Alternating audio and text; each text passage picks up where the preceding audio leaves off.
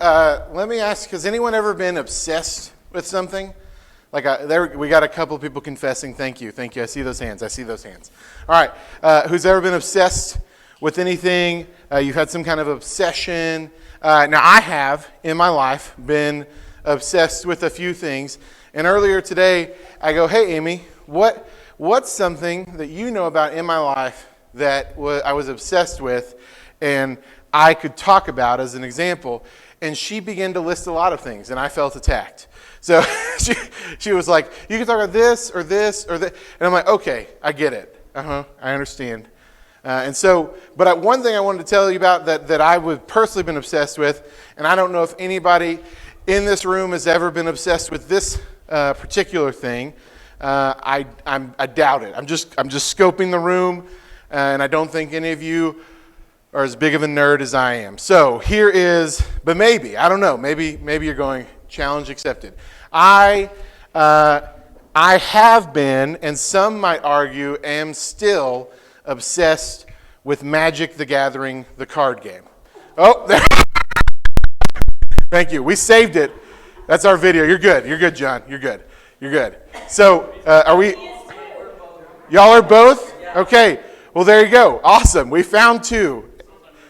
That's a good deck. All right. Magic the Gathering. It's a card game. It's a trading card game. It's like Pokemon, but for people who are sophisticated. So, yeah, well, that's why you play Magic. So, anyway, so Magic the Gathering is this card game. It's been around since the early 90s. They have done studies, and they're like, you know what's the most difficult game to master in the world? Magic the Gathering. And the reason why, and I don't just say that because I play it. I'm in no way a master. The reason why is they have over 10,000 unique cards. And so you're supposed to make a deck, and you could use any of these cards, and it's really complex. But it's a lot of fun. It's not super hard to learn the basics of the game. It's just really difficult to become really good at it. And so I used to play all the time. I used to play so much years before I knew Amy, before we were married and that kind of thing. I was just out of college. And that I knew about the game before I was in college, like when I was a younger kid, like middle school, high school. Knew about it, kind of played it, but didn't really get into it that much. Then when I graduated college, I was looking for a hobby. I was looking for something to do, and I started playing Magic the Gathering. And a big place you do this is you have to go to, like, what are these called, local game stores. We have one here. Had one. We kind of have one now, maybe. Yeah, it did. But they have these places, and what you would do is you'd go, and they have this thing called Friday Night Magic, and anybody in the area that wants to play would go play. And so you would go to a nerd store, and you would play your nerd game for 4 hours on a Friday night, and it was a lot of fun. And so we would do this, and like the first time I'd go, like I didn't know anyone, but then you start to get a lot of friends, and you start to know people, and it's a lot more fun. It's really, really nerve-wracking the first time you go. But I didn't just play it on Friday nights. I would also go and play on Tuesday nights. And then, yes? No, you don't bet money, but you do pay an entry fee sometimes. It's way better than Pokemon. Pokemon is a child's game. All right, so here's the deal. Okay, I'm kind of getting to the end of this. I'm wrapping this up. Not only did I play on Friday nights, but I would play on Tuesday nights. And not only would I play 2 nights a week on a regular basis, I would also go to tournaments where there would be like thousands of people.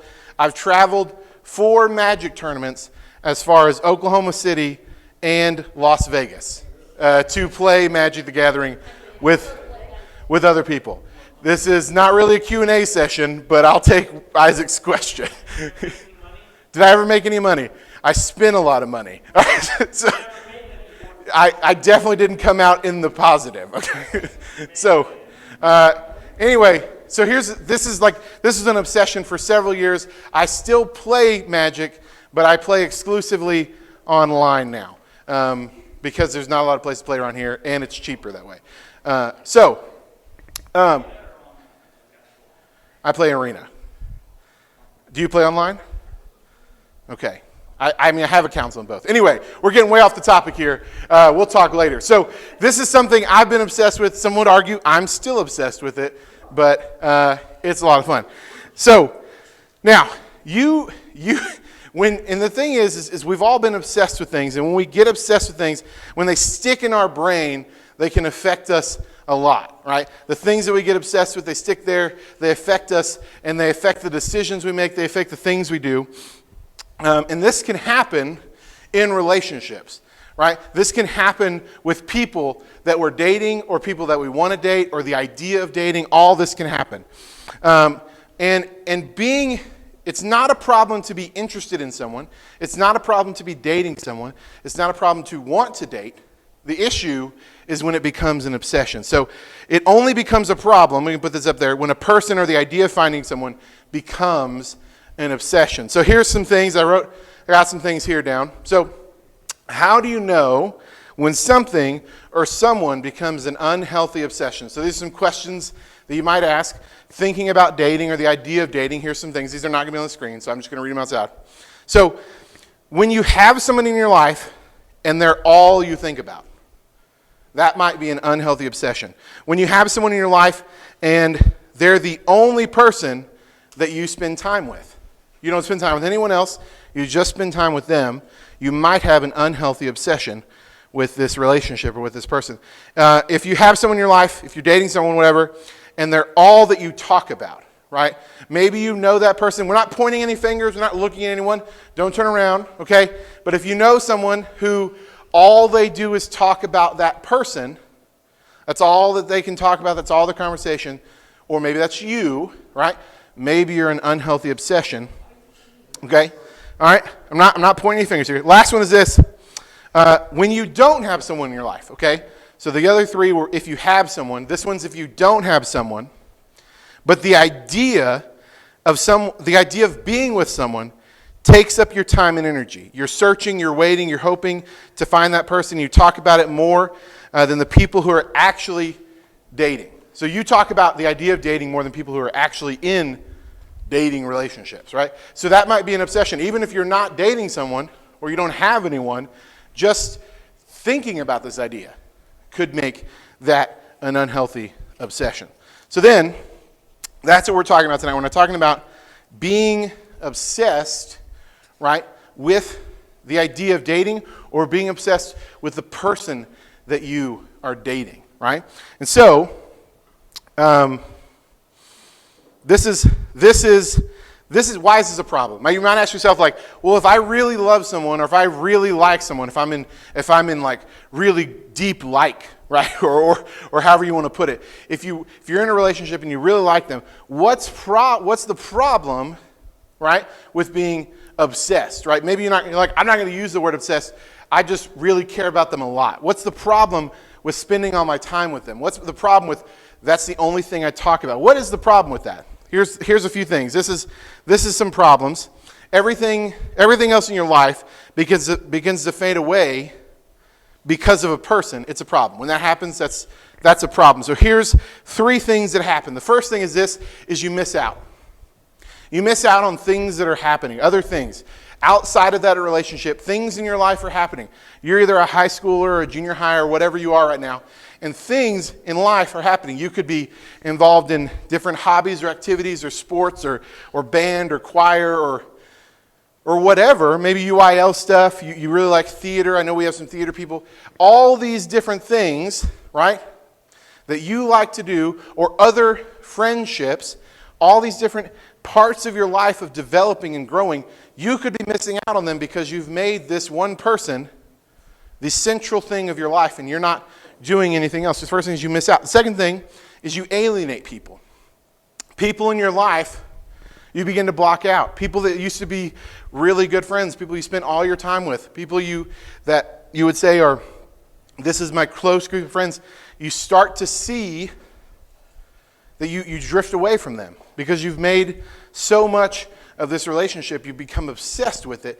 And I have seen this happen in my own life, to myself, to other people I know, and I've seen it to teenagers like you. And you probably all have, like, that friend where you go, yeah, we used to be really close. They used to be really tight with our friend group. But you know what? We don't see them anymore because now they're in a relationship. Now they're dating someone. You probably know someone like that. Maybe, if you're honest, maybe that's you. I'm not saying that's everybody, but maybe you're going, that has been me before. I know that I've alienated people in my life because I've become obsessed with someone. Now here's the last one, is you lose yourself. You lose who you actually are. Your identity, right? The thing that makes you you, the thing that makes you tick, the things that you like to do, the things that you're interested in, they just become whatever that other person's into, right? And so you start to lose, instead of, now you only listen to the music that other person likes because they're the most important thing. Or they are the most important person. So your taste and all that. And not that those things aren't going to happen in a relationship. You might experience each other's music or movies or whatever. But now it's like, I've lost the thing that makes me me, and now I'm just them. So you lose yourself.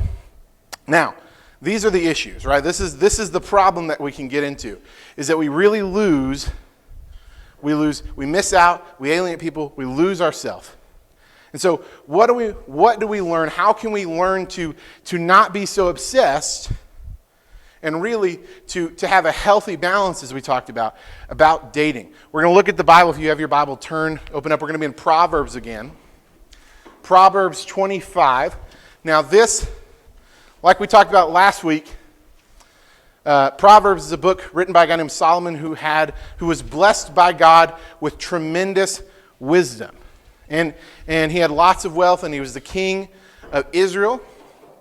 And he was a great man, but he also made a lot of mistakes. And he wrote a lot of wisdom and speaking from experience and just knowledge that he has. And here's what he says. Now, again, dating, you're not going to find it in the Bible because this concept of dating is relatively new. But here's what he says, and this is kind of where we're going to start talking about this idea of being obsessed. Proverbs 25:16 says this: if you find honey, eat just enough. Too much of it, and you will vomit. Right? And some of you may be thinking, yeah, when that friend of mine talks about their girlfriend or talks about their boyfriend all the time, I want to vomit. Right? Like that's all I ever hear. That was a funny joke, but no one laughed. Okay, thank you, Kate. So here's the deal. Why are we reading about honey and vomiting? It's because the idea here, the principle of wisdom that we get from Solomon is he's saying too much of a thing can be bad for you. The proper amount of a good thing is good, but if you have too much of that, it's actually bad for you, right? So he's like, hey, you find honey?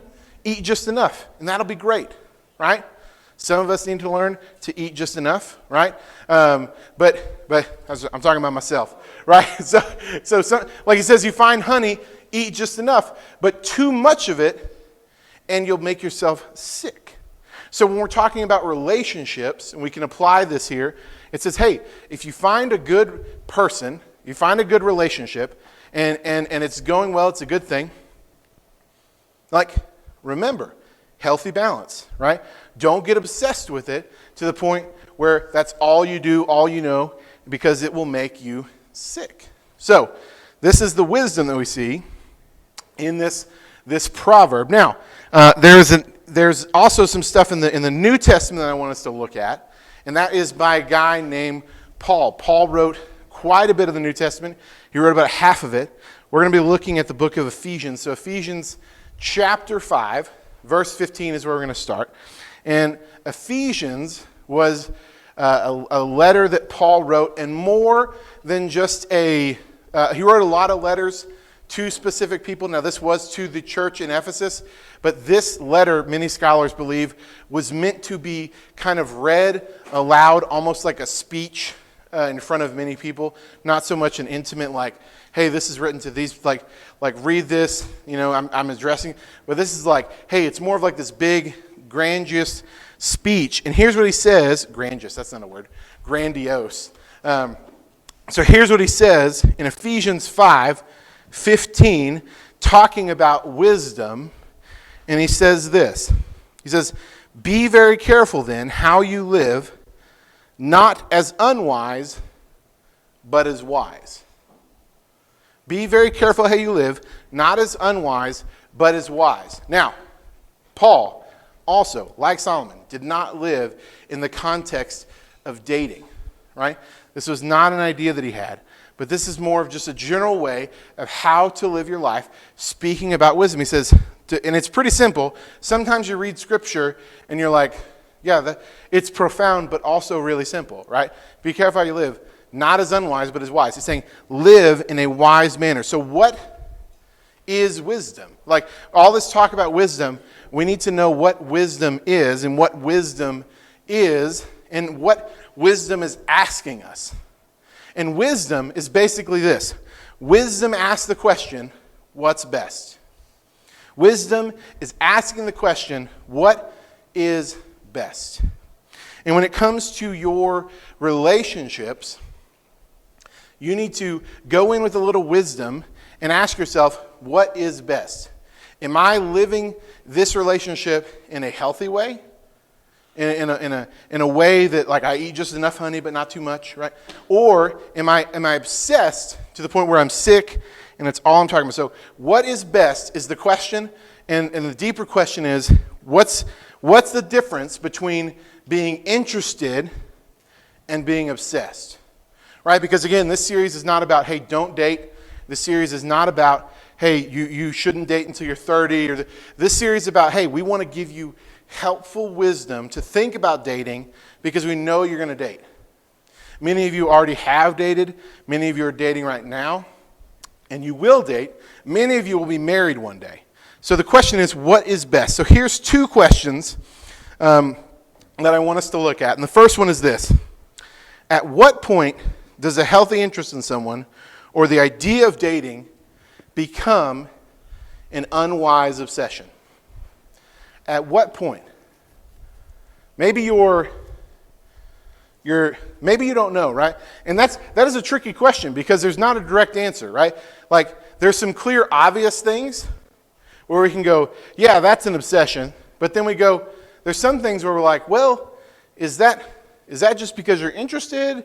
Like, I don't know if that's obsession. But this is a good question to ask, right? When you're looking for wisdom and you're looking for what's best, ask, at what point does a healthy interest in someone become an unhealthy obsession? Can you grab that for me? And the second question is this, is at what point is, and if at that point, right, so whatever point that is, right, so the point of when interest becomes obsession. So if at that point is somewhere between being interested and somewhere being obsessed with someone, where are you currently? Okay, so we have a little diagram here. Okay, we've used this whiteboard a few different times now. So here's our little diagram. We have interested, it's a spectrum, right? So we have interested over here, healthy interests, and then we have obsessed, right? And so first question is, where is the point on this where you go, hey, I'm no longer just a healthy interest, I've now gone into full-on obsession. That's the first one that you kind of have to figure out, right? And that's part of wisdom, finding out. And the second question is more personal to you, is when it comes to a relationship, whether that's a relationship you're in right now, or whether that's a relationship that you wish you were in right now, or just the idea of being in a relationship, where are you on this spectrum? So let me give you a couple of examples. Maybe this will help realize where you are and what is a healthy interest and what might be an obsession. Because we can't bullet point everything because there's an infinite number of things. But let's say this. You're interested in somebody, and so you go onto their Instagram and you follow them. It's pretty healthy, right? I don't think that's crazy, right? Now, let's say you follow that person and you like every post they've ever made, ever, at 1 a.m., and you're like over here, right? You might be like right here. I don't know. Okay? So maybe you try to, you initiate a conversation, you try to talk with somebody, that you're interested in. That's very normal, very, very healthy interest. Maybe you stalk them and figure out their schedule and know where they're going to be at what time. I think you're over here. Is that so? It's okay. It's just past it. Okay. So, but there's things that are like in between here, right? All along here, and at some point, right, there is a tipping point where you're like, hey, because here's the deal. You have to be interested in somebody at some level in order to start a relationship. So this is totally fine, totally normal to be interested in somebody. But to then be obsessed and make them everything that makes you tick in life, that's obsession. Right? Where like maybe you want your friends to meet this person that you like versus, you never do anything without that person and now you don't have those friends anymore. Right? So like this is the scale, right? This is what I want us to see. Because these two questions, where does that tipping point happen? And then where are you? So where are you on this chart? When maybe there's someone that you're interested in, maybe just the idea of being with someone, and maybe you're somewhere like, hey, am I just a healthy interest, or is this the thing that consumes me? Is this the person that consumes me? Or just healthy interest. So that's what I want us to see from that. So now, the second part of this Ephesians, so verse 16 says this. Going back to Ephesians 5, verse 16, it says this. So we talked about walking as someone who's wise and someone who's not, like walking as someone who has wisdom and not as someone who doesn't have wisdom. And this is what the second part says. It says, making the most of every opportunity because the days are evil. So let me read that, verses 15 and 16 all together again, and then we'll talk about it. So this is what it says. Be very careful then how you live, not as unwise, but as wise, making the most of every opportunity because the days are evil. So here's what Paul is saying here, right? He's saying, hey, as you live your life, do not waste it, right? Don't waste your time doing things that are unwise. Don't waste your time being foolish, right? And so for what we're looking at today, he's saying don't waste your life obsessing over something that you shouldn't be obsessed with. Because when you're obsessed with something, you're going to miss all the other parts of your life. If you're focusing on that relationship, or you're focusing on that person or the idea of being with someone so much that you miss everything else, you're doing the opposite of what Paul is telling us here. Let me also bring a little more, go back again to the last verse, to what Paul is trying to say. Let me bring a little light to this. Here's what he says. He says, making the most of every opportunity because the days are evil. Now that sounds a little weird. The days are evil. Right? Because I don't think we typically say that a lot, but that word there for evil in the Greek could better be understood as the days are laborious and annoying. Does that make sense? Like, let me make it think about it like this. Okay? Life is hard. Or life is unfair. Have you heard that? Have your parents ever said that to you? Life is hard, life's not fair, right? You like life is going to be tough. We know this. Life is not easy.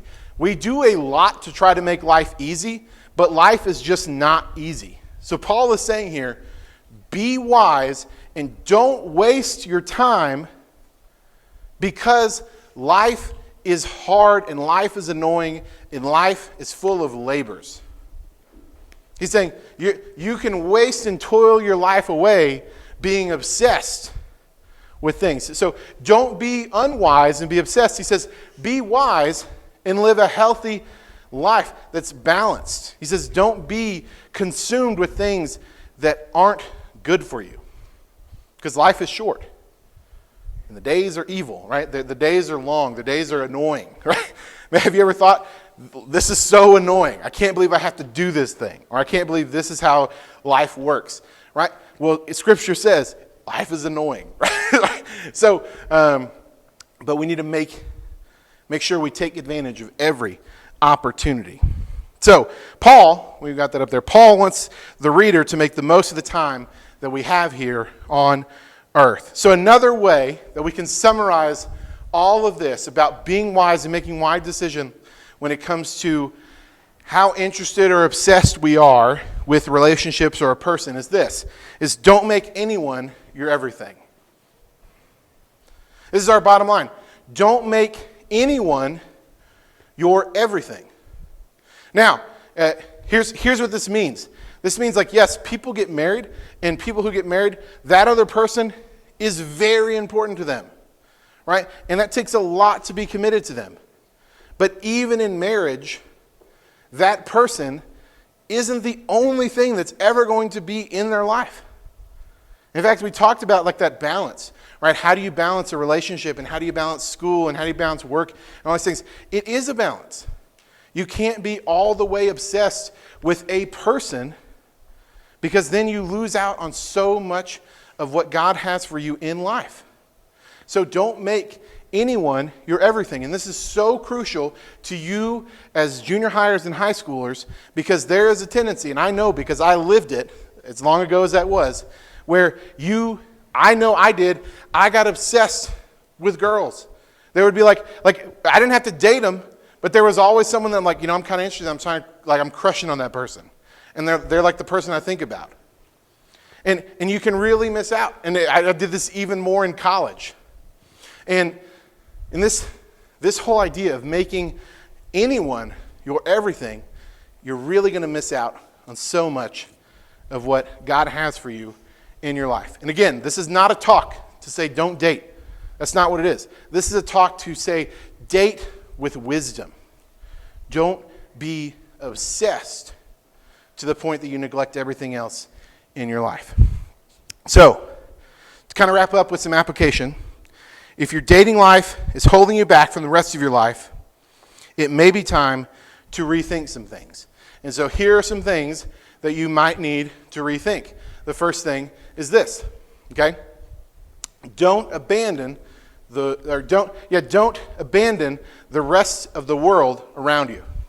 So this means, like, all those friendships that you have that you don't want to alienate, that you maybe have alienated before, or you've seen people do that, don't abandon the world around you. This one person isn't the only person in your life that's worth your time or your friendship or your love. Right? Christ calls us to love our neighbor, not just our boyfriend or our girlfriend or our husband and our wife. We are to have care for everyone around us. So don't be obsessed to the point that you abandon the whole world around you. So the next thing is this, is stop thinking that your life can't be good unless you start dating. This is a trap that a lot of young people get into. They think my life does not start until I have someone, or my life doesn't start until I'm married. This is a big trap. Your life can be good, and your life can be complete and whole even without the one. You are not an incomplete person. You are a whole person even if you're not in a relationship. Do you know that? You're not more of a Christian if you're not married. You're the exact same level of Christian. You're the exact same level of person. You are not more. Paul actually in Scripture says your life will be harder if you get married. I mean that is some wisdom, right? I mean anyone married can go, yeah, that is true. Life is harder, right? It can be worth it. I love you, babe. But like, just because you're not married doesn't make you less of a person. Paul actually says you have more opportunities if you're not married. And here's the third thing, is this. It says, trust God with your future relationships. So trust God with the future of your relationships, meaning, hey, like, this is not something you need to be obsessed about. You don't need to be worried, like, hey, what's that going to look like? When's that going to happen? It's the same kind of thing. Like, you're not an incomplete person just because you're not there yet. Trust God with that. Be faithful to Him, and that will help you with your obsession. The last thing is this. Ask someone you trust if you're truly obsessed. Okay? This is a tough one, right? ask someone, hey, because if you ask someone you really trust, and you go, hey, I need you to be very real with me right now. Am I obsessed with this person? Am I obsessed with this relationship? And if you ask that question, you might get a yes, right? And then you have to deal with that. Then you have to figure out, okay, why? And what does that look like? And how do I not become obsessed? How do I not make someone my everything? Now that might be a friend that you really trust. That might be a small group leader that you really trust, a trusted adult. But you need to ask that question. If you're feeling like this may be you, ask that question. So as we wrap up here, as we conclude, and you're asking yourself, you say, hey, maybe I'm further on this side of this scale. Like that maybe I've Marshall, what you're saying to me is kind of hitting me tonight, and I'm over here. And I'm somewhere in the obsessed range. Maybe I'm not creepy, stalker, weird, right? But I'm just like, every thought that I have throughout the day or multiple times a day is about being in a relationship. And I don't feel whole unless I have this relationship. Or I feel like I need that to basically say that I'm a real man or I'm a real woman. And if this is you, I would say, hey, go find an adult. Go find a small group leader. Come talk to one of us in this room about this. And we can begin the conversation of what that looks like to make not someone the obsession of your life, but to realize that ultimately the only person that can satisfy, the only thing is Jesus, right? And that's really what is the heart of all of this. Is that our focus, our obsession is not on the Lord, but it's on other people. So don't let anyone become your everything. And find someone to talk about this week, tonight maybe. Go ahead and pray.